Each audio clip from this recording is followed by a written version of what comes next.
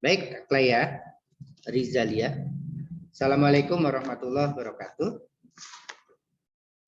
Waalaikumsalam warahmatullahi wabarakatuh. Kamu belum mandi, Pok? Nggak on cam? Ya, pernah on cam kamu? Iya, Pak. Catatan saya. Baik, ke pagi ini kita alhamdulillah dipertemukan oleh Allah Subhanahu wa taala di mata kuliah ini, dan hari ini kita akan diskusi salah satu tema penting, teori penting di mata kuliah ini, yaitu teori konflik menurut belum mandi, Pok. Menurut siapa, Klaya? Dahrendorf, Pak. Dahrendorf. Dahrendorf ya. Dan tentu melengkapi teori konflik yang dikemukakan oleh Karl Marx yang kita diskusikan kemarin, dan bagaimana resolusinya. Oke. Ada pertanyaan, Klaya, tentang materi pekan lalu? Ini kita coba berdua, Pak. Nggak ada yang lain. Saya lebih suka menghargai yang on time, Klaya, daripada menunggu yang tidak jelas nasibnya. Oke. Gimana? Ada pertanyaan, Klaya, tentang yang kemarin? Yang Karl Marx itu ya, Pak? Belum deh, Pak. Oke. Kalau belum ada, marilah kita mulai perkuliahan kita dengan bersama-sama melafalkan basmalah. Bismillahirrahmanirrahim. Kamu di mana, Klaya? Di Jogja? Iya, Pak. Oke, insya Allah pekan depan ya kita luring kalau tidak ada halangan. Besok Sintoisme luring aja, Pie. Ngambil nggak? Ambil, Pak. Luring siap? Insya Allah sih, Pak. Baik. Siva, ada pertanyaan tentang teori konflik Karl Marx dan juga resolusinya sebelum kita ke materi baru? Tidak, Pak. Gimana? Tidak, insya Allah. Enggak ya. Klaya ini belum mandi, masih tangan pendek. Gak apa-apa. Kepalanya aja yang nongol. Sedikit dulu. Ya, baik. Siapa tadi yang nongol? Bagus, ada pertanyaan tentang materi pekan lalu?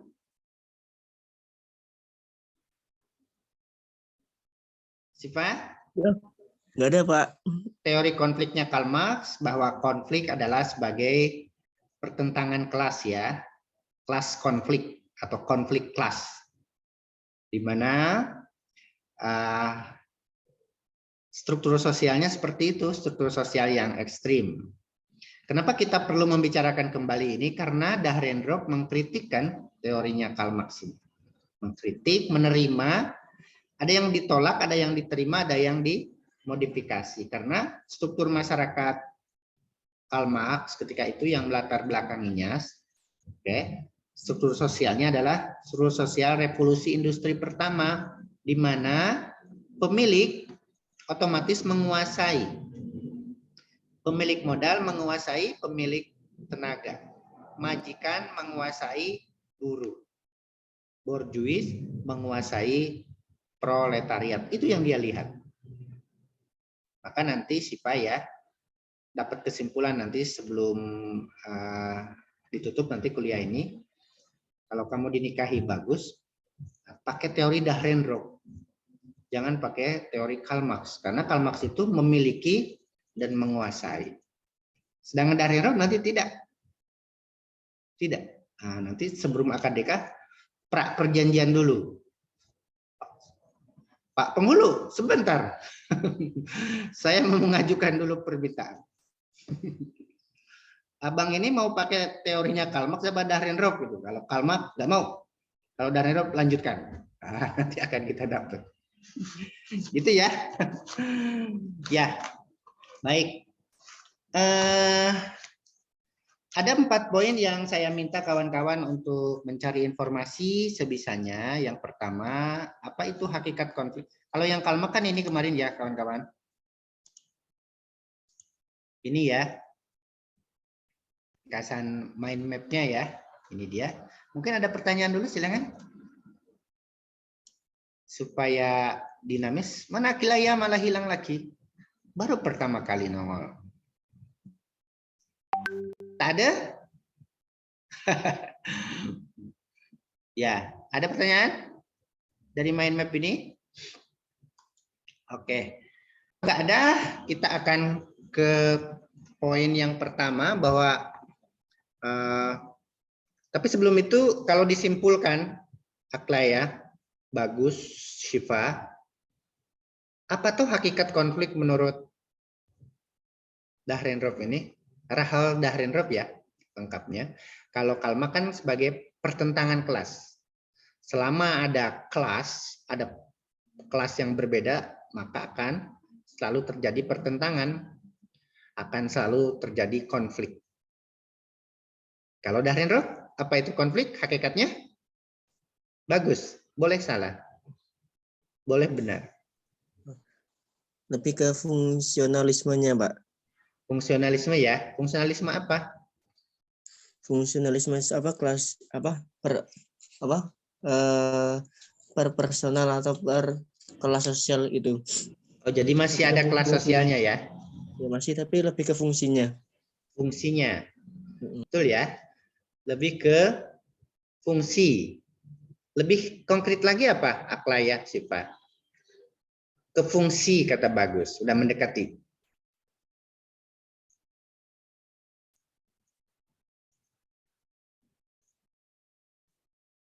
Gimana? Syifa? Aklaya? Menekankan pada kepemilikan sarana produksi, Pak. Menekankan? Bukan, konflik adalah Kepenguasaan. Oh ya, perjuangan kelas.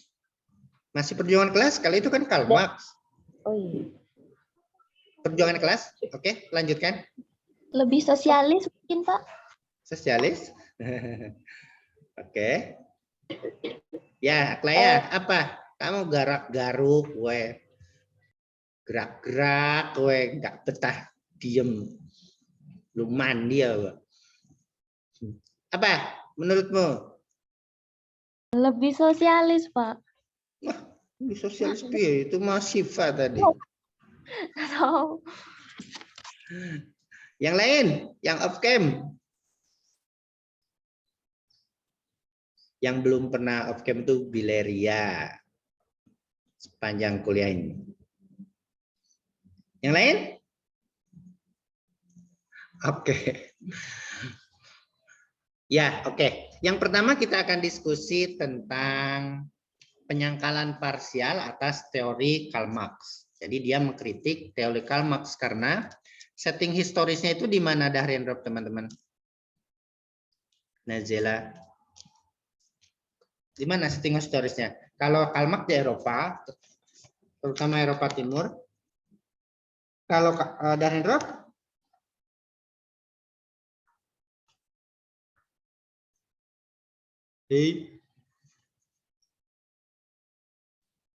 Dahrendorf di Amerika ya, teman-teman. Masyarakat post kapitalis. Oke, kita akan lihat nanti. Oke. Yang pertama penyangkalan parsial atas teori Karl Marx ya. Jadi dia kalau menyangkal parsial berarti ada yang diterima sebagian kan? Menolak sebagian, menerima sebagian. Mengapa? Karena latar belakang sosialnya yang kedua, perubahan struktur masyarakat post kapitalis. Yang ketiga, teori konflik macam mana? Kemudian resolusi konfliknya menurut Dahrendorf, kata Anda tadi pertentangan kelas, kemudian kata Aklaya sosialis, kata Syifa perjuangan kelas, kata Bagus tuh apa tadi Gus? Fungsionalis ya, ketika fungsionalis. Itu gimana supaya tidak terjadi lagi konflik seperti itu? Nah, nanti akan kita diskusikan di poin yang keempat. Baik, siapa yang mau menjelaskan poin pertama? Ini Zoom-nya Zoom Prodi, jadi kita slow. Silakan. Apa yang dimaksud dengan penyangkalan parsial? Teori ini merupakan penyangkalan parsial atas teori konfliknya Karl Marx. Silakan. Anyone? That one? Not one. Ayo. Kalian nanti kalau jadi dosen masa nggak berani ngomong? Gimana? So, ada tidak? Aku tidak butuh senyum kalian. Aku hanya butuh penjelasan. Silakan.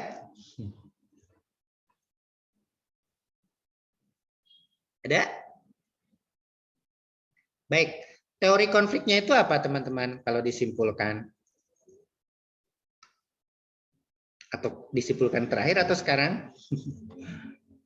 Konflik adalah, menurut dia, menurut Dahrenroth, konflik adalah, bisa dibaca ini?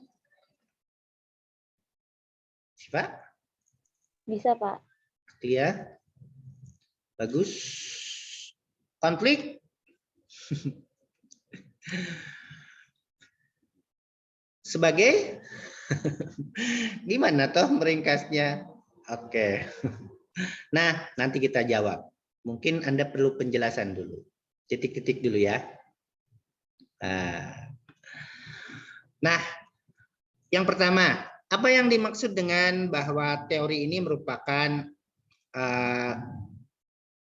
penyangkalan parsial, berarti juga penerimaan parsial terhadap teori Karl Marx. Apa yang diterima, teman-teman? Konflik teorinya ini menerima, accept. Apa yang di-accept terhadap teori Karl Marx? Reject, ada yang ditolak, saya bocorkan, dan ada yang dimodifikasi, modify. Oke. Yang Anda jelaskan tadi, bahwa teori konfliknya Dahrenroth menerima teori Karl Marx dalam hal, apa kawan-kawan? Kelas sosial, Pak. Pertentangan kelas, kan teorinya pertentangan kelas, tuh bagus. Oke. Konflik kelas kan, pertentangan atau konflik kelas, pertentangan kelas. Oke. Menurut Dahrenroth, ya betul bahwa selalu ada memang pertentangan kelas. Tapi kelas yang macam mana? Apakah yang hitam putih seperti Karl Marx atau tidak? Oke, itu dia. Apa yang ditolak dari teori Karl Marx? Ini ya, pertentangan kelas Marx diterima. Kemudian yang ditolak adalah Pembagian kelas yang hanya 2 itu, Pak. 100%.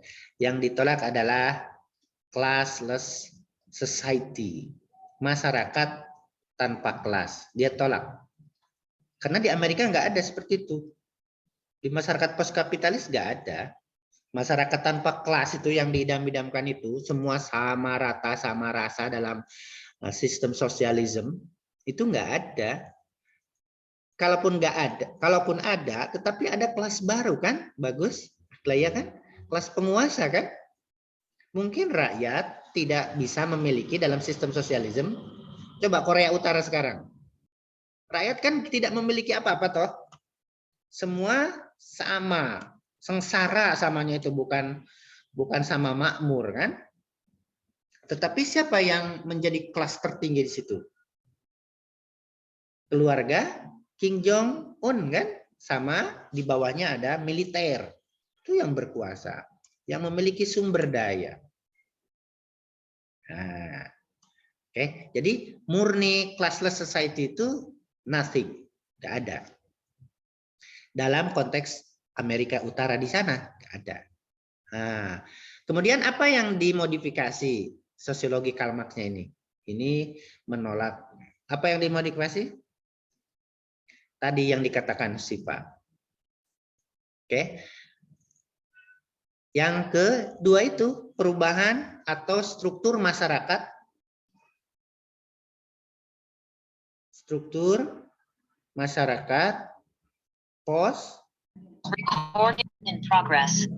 kapitalis. Itu dia. Oke, teman-teman, ini dia. Beda. Oke. Struktur masyarakatnya berbeda. Nah, ini dia. Intinya situ ya. Poin pertama, penyangkalan parsial terhadap teori konfliknya Karl Marx. Menerima pertentangan kelasnya selalu ada, betul. Kata dia di Amerika pun, di masyarakat post kapitalis kayak kita juga sekarang kan. Ada kan kelas, wah nggak terhitung ya. Kemudian struktur masyarakat post kapitalis berbeda dengan di revolusi industri Eropa pertama. Dan yang dia menolak classless society. Kalian temukan itu tidak? Bagus. Aglaya, Siva, Nazila. Oke. Nah, itu dia. Bagaimana masyarakat tanpa kelas menurut Dahrendorf? Mengapa ditolak? Satu, karena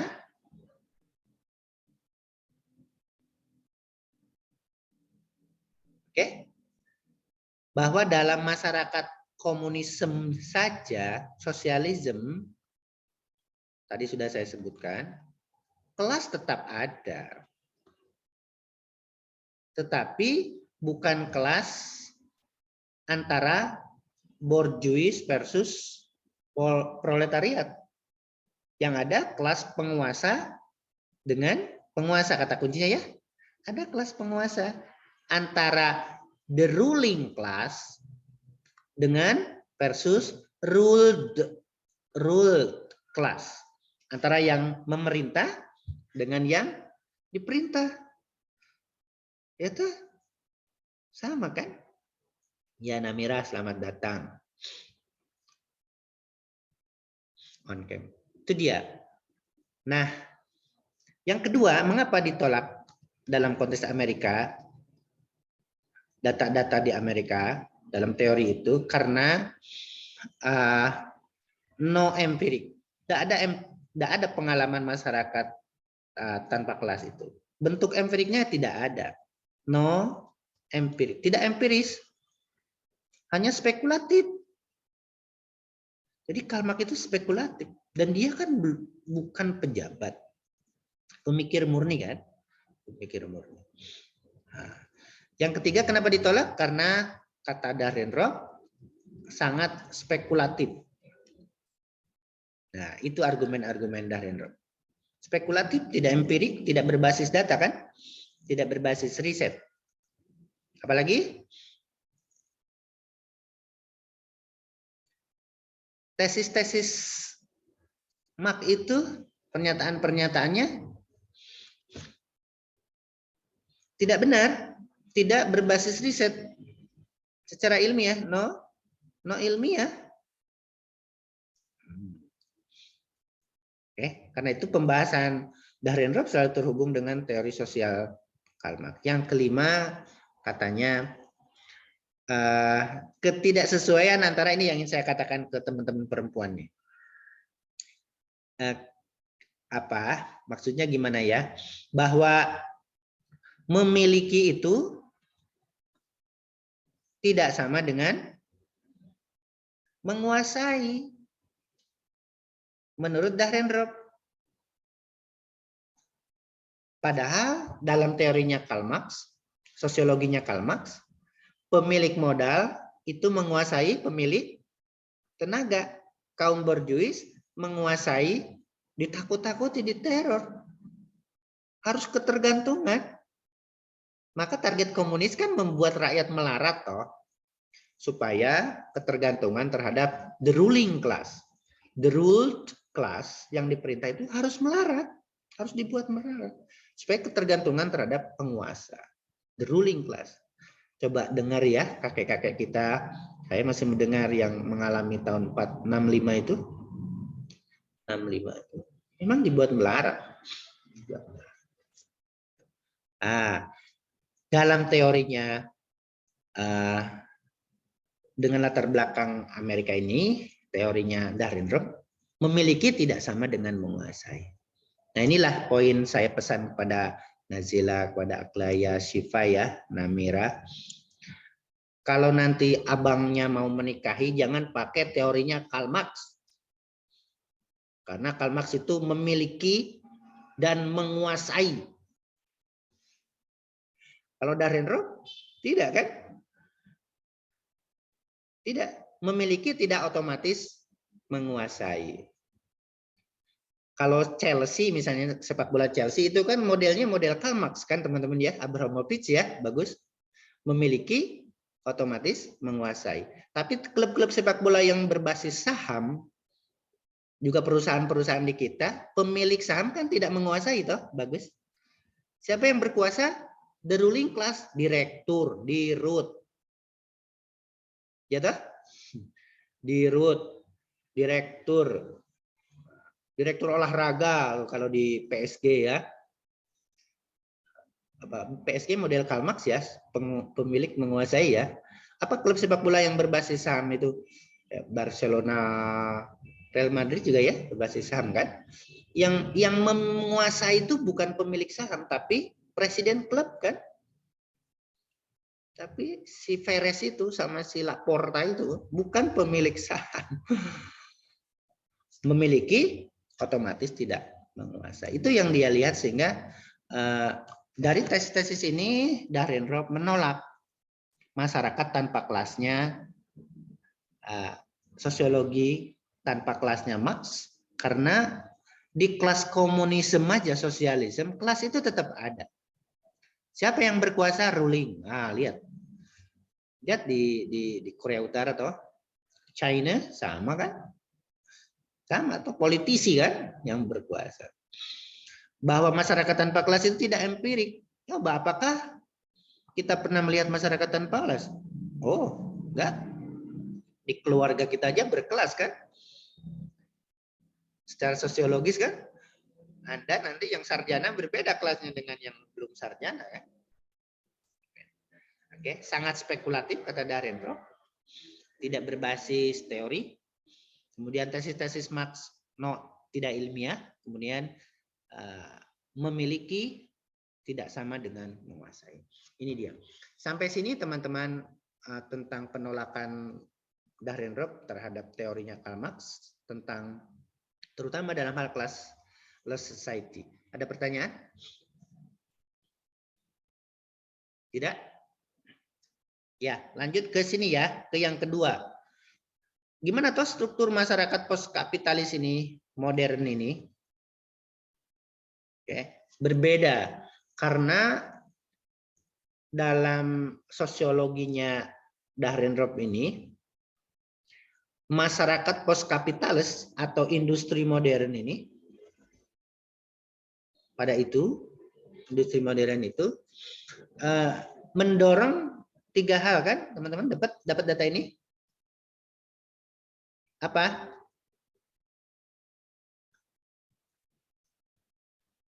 Dicirikan atau mendorong 3 hal. 1, dimodifikasi modal. Oke, dekomposisi.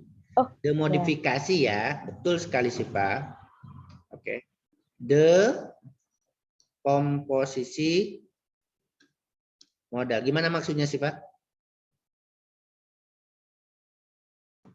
Jadi yang pada abad tersebut itu banyak korporasi yang tidak memiliki kontrol eksklusif gitu Pak. Jadi banyak yang seperti yang Bapak jelaskan tadi, ada suatu korporasi yang dimiliki sahamnya itu dimiliki banyak orang gitu. Betul ya. Poinnya ya betul ya. Bahwa kepemilikan modal itu, dekomposisi modal tidak bermakna menguasai sarana. Memiliki itu yang tadi ini tidak sama, tidak memiliki modal tidak automatically menguasai sarana kan. Kayak perusahaan-perusahaan yang berbasis saham itu kan. Hanya mereka bisa, jadi yang menentukan bawahan-bawahan itu kan direktur kan. Nah, direktur itu yang ditentukan oleh pemilik saham. Bahkan biasanya malah lewat pemilihan kan. Barcelona, Real Madrid itu lewat pemilihan kan, presiden klubnya. Buat pemilihan antara pemilik saham, funds. Oke. Yang kedua, masyarakat industri modern itu munculnya kelas menengah baru. Jadi yang proletariat itu ketika mendapat jabatan ketua buruh misalnya, ketua buruh 1, ketua buruh 2, ketua buruh 2, itu muncul kelas-kelas baru, dia elit-elit baru. Di atasnya ada lagi serikat buruh kan, lebih elit lagi. Nah, di masyarakat pos industri atau industri modern ini sudah tidak ada lagi hitam putih masyarakat kelas borjuis versus kelas proletariat, itu nggak ada. Karena munculnya kelas-kelas baru ini. Yang dulu proletariat, buruh, tetapi skillful atau educated, dia sangat memungkinkan menjadi ketua buruh kan. Ketua buruh di perusahaannya bagus, ketua buruh di perusahaannya Nazila, ketua buruh di perusahaannya Syifa, ketua buruh di perusahaannya Namila. Nah, ketua-ketua buruh itu punya juga kesempatan untuk menjadi elit lebih tinggi lagi, menjadi serikat buruh, ketua serikat buruh, wakil serikat buruh, bendahara serikat buruh, sekretaris serikat buruh, seksi apa serikat buruh. Wah, itu kelas-kelas baru. Kelas-kelas menengah baru, sehingga tidak ada lagi, sehingga spekulatif kata Dahrendorf memandang masyarakat pos industri sebagai masyarakat hitam putih. Ini sangat empirik ya. Oke. Kemudian yang ketiga apa lagi? Sipa, Nazila, Aklaya hilang meneh. Namira? Dekomposisi tenaga kerja, Pak. Oke, maksudnya gimana? Saya ingin dengar suaranya Namira. Apa maksudnya? Setelah ini siap-siap Najela. Nazila, saya Sunda ya, sulit bilang Z sama Aklaya.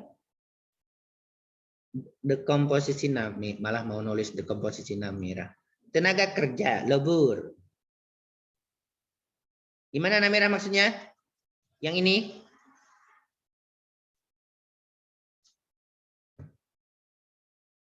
Siap-siap Aklaya. Namira, suaranya masih mute. Malah hilang. Aklaya, kamu dapat ini poin dekomposisi tenaga kerja. Kaum proletari tidak lagi sebagai suatu kelompok homogen yang tunggal, melainkan lahir kelas pekerja dengan susunan yang jelas dan operasional sesuai dengan pekerjaan yang dipegang. Hal ini dapat dikatakan dengan terjadinya dekomposisi tenaga kerja, Pak. Itu kan baca loh. Terus apa yang kamu pahami gimana dengan bacaanmu yang satu paragraf itu? Saya belum paham. Aduh, terus gimana kamu tuh meringkas tapi belum paham tuh gimana tuh? Bagus.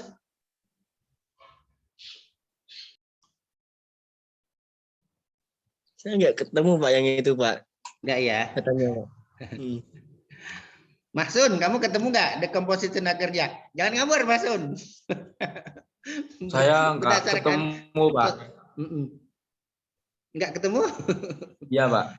Berdasarkan sosiologinya Dahrendorf ya, Mahsun, bukan sosiologinya Selamat Mahsun.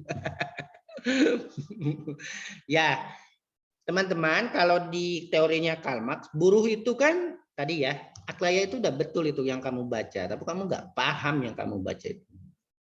Sudah betul itu. Kalau di teorinya Karl Marx itu, buruh itu sama semua, disamaratakan. Ya toh? Betul nggak? Dan karenanya dia ada di second class, the last class bahkan ya. Second class yang ruled, yang dikuasai, yang dieksploitasi ya bahasa Karl Marx itu oleh majikan. Tapi di masyarakat post kapitalis, masyarakat industri modern, buruh itu macam-macam kan? Seperti saya bilang tadi, ada yang skillful, betul? Ada yang skillless. Nah, coba lihat kalau di pabrik itu pasti ada buruh bagian mesin kan, teman-teman? Operator, kalau ada penerimaan lowongan kerja di tetangga saya itu ada pabrik ini apa Komitrando itu apa ya itu? Katanya Globes. Nah, itu kalau penerimaan karyawan kan ada yang sekretaris minimal D2. Kemudian operator mesin minimal SMK. Pembungkus sapu tangan minimal SMP. Nah, mana yang skillful, mana yang skillless? Tentu yang ada skillful, yang membutuhkan skill itu pekerjaan-pekerjaan sekretaris tadi ya, harus akuntansi, kemudian operator mesin nggak bisa lulusan SMP operator mesin itu bisa tangannya bisa digergaji mesin malah kan. Ada pabrik ini di Warung Boto, saya kenal orangnya itu punya pabrik bakpia patuk. Itu operatornya skillless teman-teman, yang dimasukin malah tangannya, jarinya ini protol, kena mesin pemotong apa ya, pemotong kacang hijau atau apa. Iya saya lihat sendiri tangannya, masya Allah. Orang yang skillless disuruh mengerjakan sesuatu yang membutuhkan skill. Nah di masyarakat industri modern kayak gitu, buruh itu tidak sama. Sehingga yang skillful ini tentu lebih tinggi dari yang skillless. Gitu, skillless. Nah, inilah yang menolak, yang membuktikan, menolak, membedakan buruh itu kaum apa dalam Marx? Kaum proletariatnya Karl Marx. Itu teman-teman. Oke, gitu ya. Itu. Nah, yang semua ini, tapi sebelum ke situ, yang kelas menengah ini teman-teman, ini kan ini yang dekomposisi tenaga kerja. Kalau kelas menengah baru sama tadi ya, ada serikat buruh, ada mobilitas sosial, ada seperti apa toh teman-teman? Yang muncul serikat-serikat buruh. Gitu? Mereka lah yang nanti berhubungan langsung dengan pemilik modal kan teman-teman? Bukan buruh lagi. Bagaimana mengatur UMR, bagaimana memperjuangkan hak-hak upah minima regional, bagaimana memperjuangkan ini mereka ini kelas-kelas baru ini, serikat-serikat baru ini, bukan lagi buruh, memperjuangkan JHT ya, jaminan keselamatan, jaminan kesehatan, ini kelas-kelas baru ini. Nah gitu dia. Nah yang ini kawan-kawan, yang dekomposisi modal menyebabkan apa? Tidak berkuasanya lagi, berkuasa lagi kaum borjuis. Nah, ini dia. Berkuasa lagi kaum borjuis. Di sini muncul serikat-serikat buruh sebagai elit-elit baru, kelas menengah baru itu. Kelas elit baru. Di sini terjadi dekomposisi tenaga kerja antara yang apa? Antara yang skillful sama yang skillless. Nah, teman-teman, kenyataan-kenyataan ini di masyarakat industri kapitalis, apa kesimpulan dari Hendro? Apa teman-teman?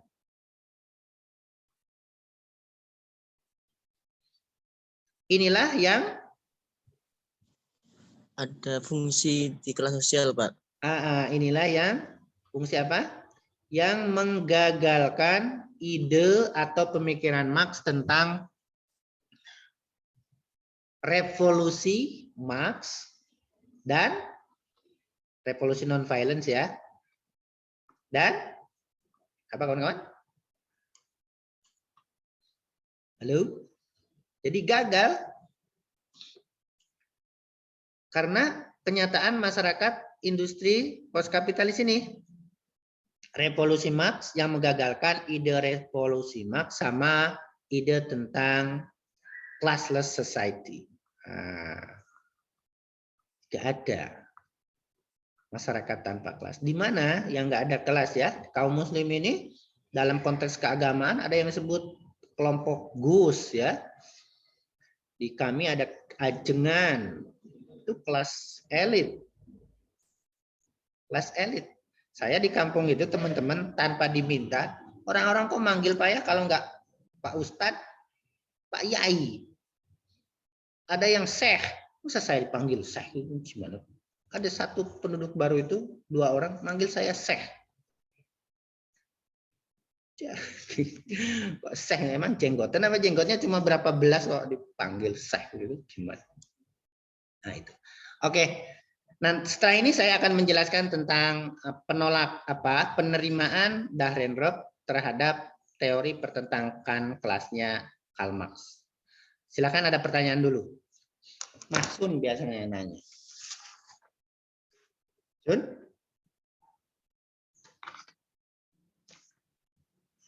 Kalau di kelas lebih asik ya kawan-kawan karena teman-teman akan saya minta diskusi dulu berkelompok, berdua, bertiga. Di sini angel ya. Hari ini tidak ada kejelasan kita boleh luring atau tetap harus daring, sehingga dosen pun bertanya-tanya ya. Tapi insya Allah kalau pekan depan sudah seperti ini kita luring ya, kita tetap muka. Oke, silakan. Saya pengen tanya Pak. Ya, atau menambahkan nggak harus nanya Mas Sun. Oh, NJ Pak. Terkait itu Pak, tolak ukur kenapa kok bisa dikatakan gagal itu seperti apa Pak?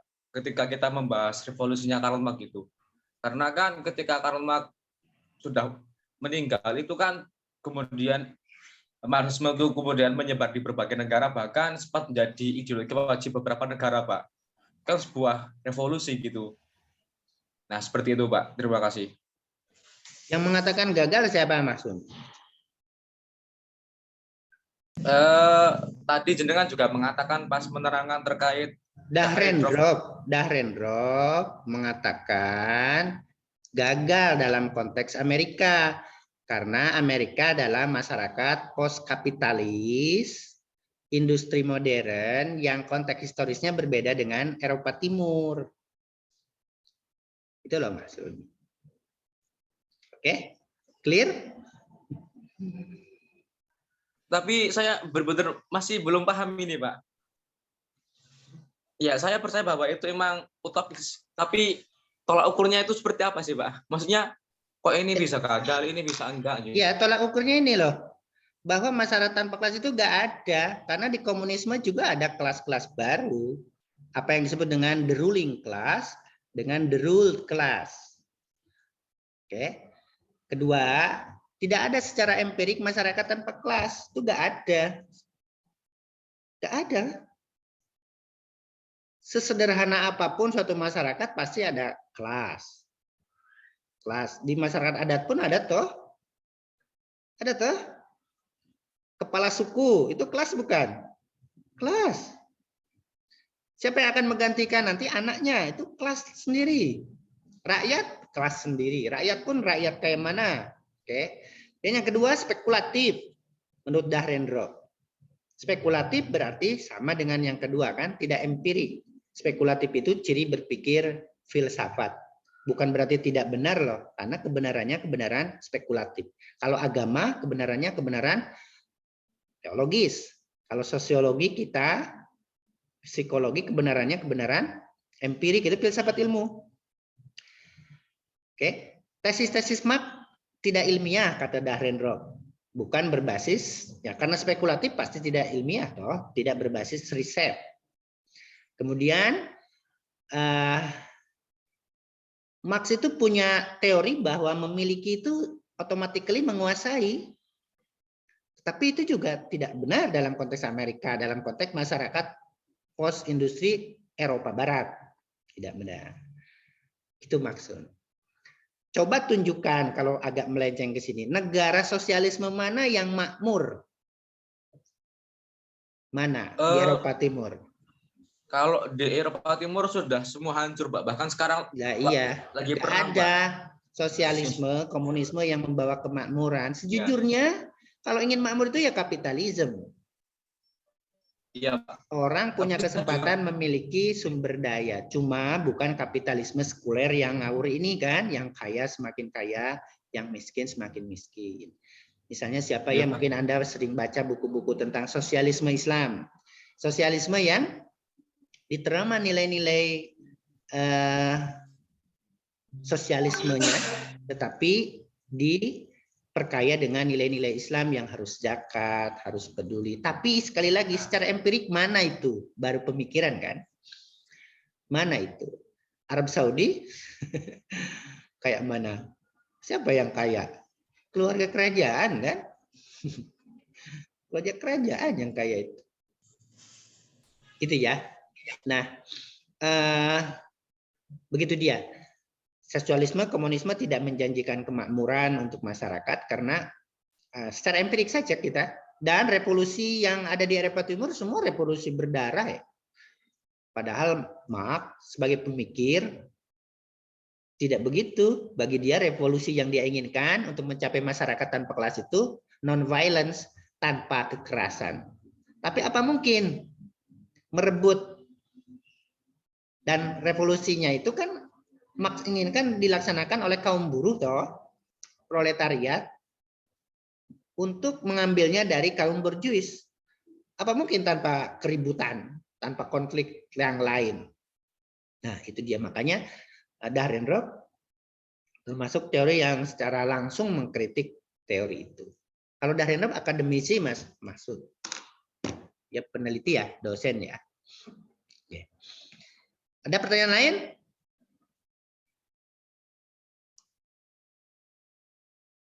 Maksud masih? Kayaknya masih ada pertanyaan. Silakan. Tuh haus tapi lagi puasa. Itu singkat aja. Baik, sekarang ke sini teman-teman. Ke pertentangan kelasnya. Dia menerima pertentangan kelasnya. Jadi maksud Dahrendorf melihat tetap ada pertentangan kelas di masyarakat industri atau post kapitalisme ini sebagaimana di masyarakat revolusi pertama. Revolusi pertama itu cetak ternyata ya teman-teman. Revolusi kedua itu mesin. Revolusi ketiga itu computerized. Dan revolusi 4.0 ini digitalisasi. Itu dia. Nah, gimana toh pertentangan kelas yang terjadi di masyarakat industri modern? Gimana? Siapa yang bisa menjelaskan?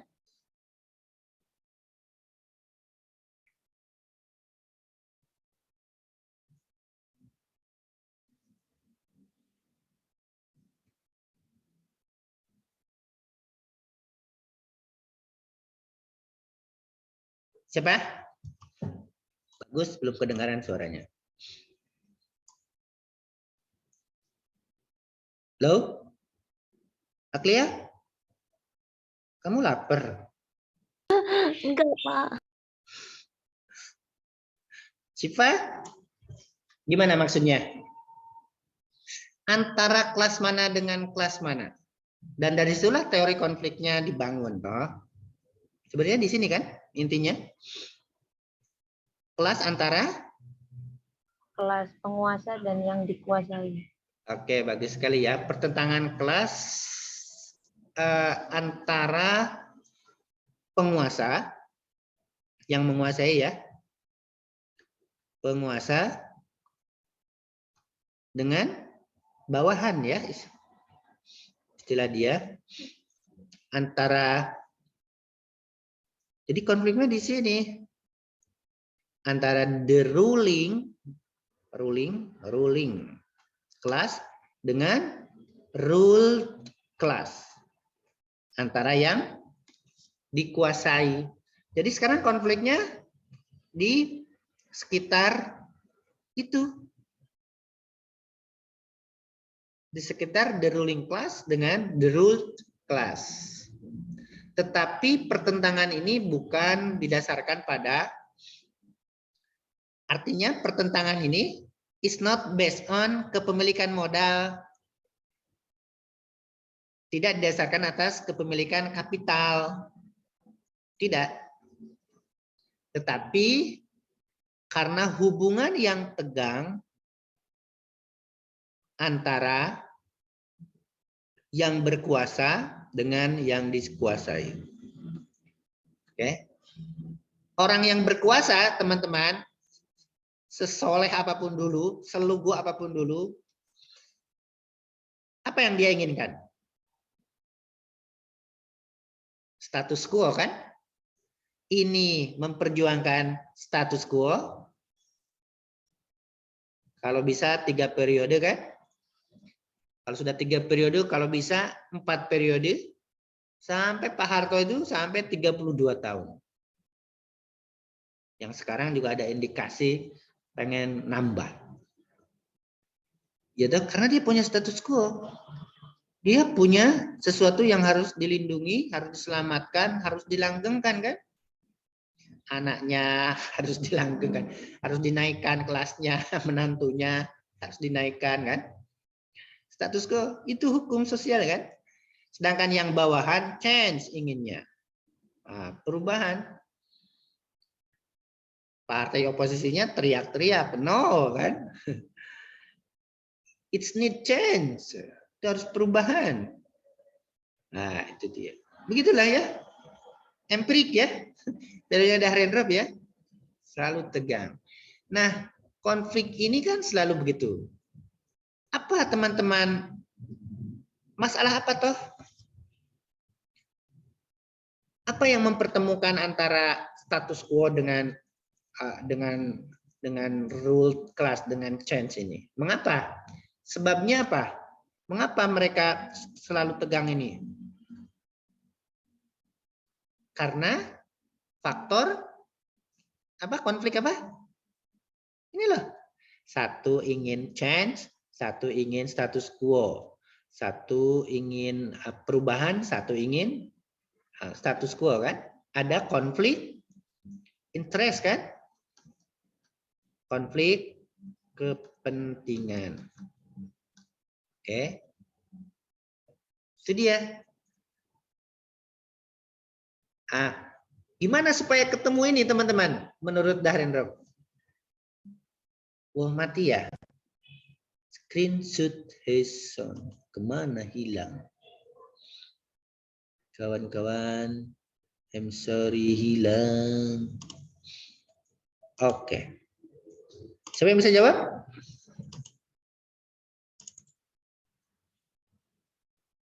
Gimana supaya konflik itu tidak, ketegangan itu tidak terus berlanjut dan bisa mencapai kesepakatan menjadi resolusi konflik? Kawan-kawan? Itu Pak, menggunakan mediator Pak. Media apa? Mediator atau orang yang memediasi atau pihak ketiga Pak. Enggak, dia enggak menjelaskan itu. Tapi di saya ada Pak yang saya resum Pak itu. Ada. Mau dari mana sumber? Mediasinya gimana? Coba lanjutkan, Mas Sun. Oh ya, Pak. Itu jadi kayak ada penengahan, Pak. Jadi orang-orang yang bertikai itu kemudian dikumpulkan, pihak ketiga ini kemudian yang mengasih jalan terang gitu.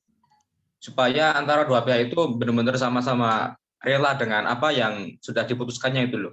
Jadi nggak ada yang tegang lagi, Pak.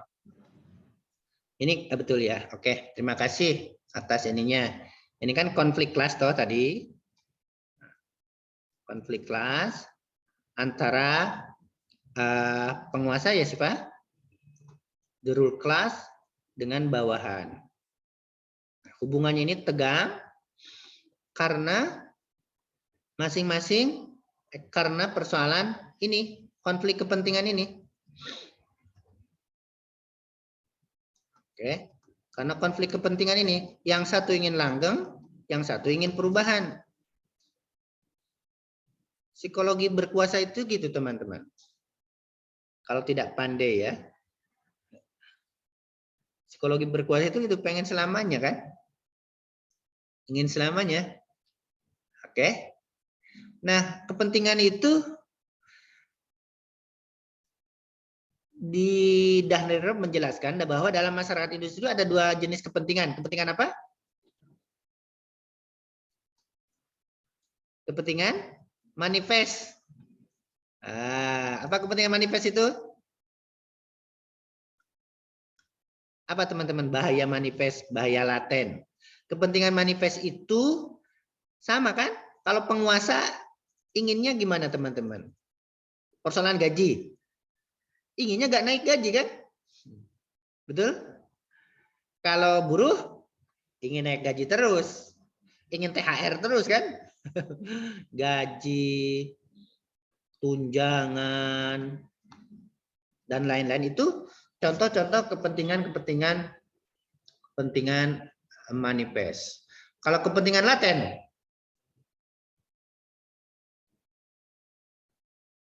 halo? Kepentingan laten itu inginnya penggantian pemimpin, penggantian direktur apa, penggantian seksi apa, sehingga muncul dari sini kelompok apa teman-teman? Kelompok semu baru, kelompok semu dia yang ngintip-ngintip, ngendap-ngendap kapan nih punya kesempatan. Yang sebelumnya ada kelompok penguasa nih, ada kelompok buruh nih, bawahan maaf, bukan buruh. Di sini istilahnya bukan buruh. Yang ketiga ada kelompok semu. Jadi ada 3 kelompok lagi nih konflik ini. Selalu begitu. Terus begitu.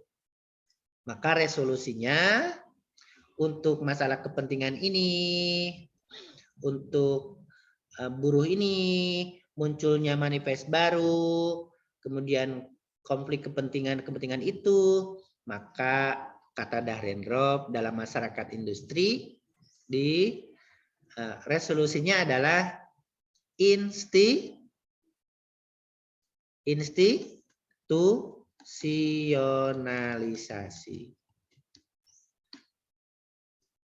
Oke. Teori konfliknya Dahrendorf itu adalah teori dialektika konflik kekuasaan. So, kalau dibaca keadaan manapun dengan teori ini ya, kenapa suatu tempat, suatu negara selalu konflik? Ya karena ini konflik kekuasaan toh. Ya tuh ada tokoh yang kita kagumi dulu ya, di ILC itu selalu mengkritik pemerintah dan betul akademis sekali. Tapi setelah dibeli kekuasaan, kursi menteri sudah enggak lagi kan? Ya tuh? Karena ternyata konflik itu ya karena kekuasaan itu. Kalau sudah dikasih kekuasaan, enggak lah. Enggak lagi. Nah ini, institusionalisasi konfliknya, penyelesaian konflik apapun adalah melalui institusionalisasi, bukan revolusi. Menginstitusikan, melembagakan segala sesuatu. Untuk apa? Nah, ini dia. Untuk mengakomodasi ini bawahan kelompok-kelompok baru ini. Untuk apa? Untuk distribusi kekuasaan. Oke, jadi redistribusi kekuasaan, kewenangan mengambil persoalan THR, kenaikan gaji, itu tidak lagi dikuasai oleh penguasa, pimpinan, tapi diinstitusionalisasikan melalui ini dia. Oke, institusi ini ada serikat-serikat, ada wakil buruh. Oke, ini dia. Dengan munculnya perubahan struktur, change, perubahan, selalu dinamis. Siapa yang mengendalikan? Ya itu dia, kelas menengah baru itu. OKB orang kaya baru. Kelas menengah baru ini. Nah, konflik kekuasaan sebagai ciri dari masyarakat post industri atau industri modern post kapitalis itu hanya ini aja, dialektika konflik kekuasaan. Kalau kelas menengah barunya sudah ini kan ruled by kelas menengah baru, serikat buruh, apalagi ya, serikat buruh, apalagi ya teman-teman? Ya, organisasi HAM itu kan juga kan, ada persoalan HAM kan diinstitusionalisasikan kan? Ya, bisa jadi ini. Kalau di konteks masyarakat industri ini serikat buruh, kemudian apalagi kawan-kawan? Itu ya, guru-guru PGRI itu juga punya toh organisasinya PGRI. Apa itu? PGRI memang ya. PGRI itu dosen yang nggak ada kayaknya. Asosiasi guru, guru kontrak, guru honorer apa itu punya itu serikatnya, serikat-serikat itu. Ya toh? Nah, kan pemerintah yang guru honorer itu inginnya outsourcing ya teman-teman sekarang ya, tidak PNS, tidak ASN. Yang guru honorer yang udah puluhan tahun, ya pengennya guru, pengennya PNS kan. Nah, gimana mereka memperjuangkan hasilnya melalui serikat guru itu.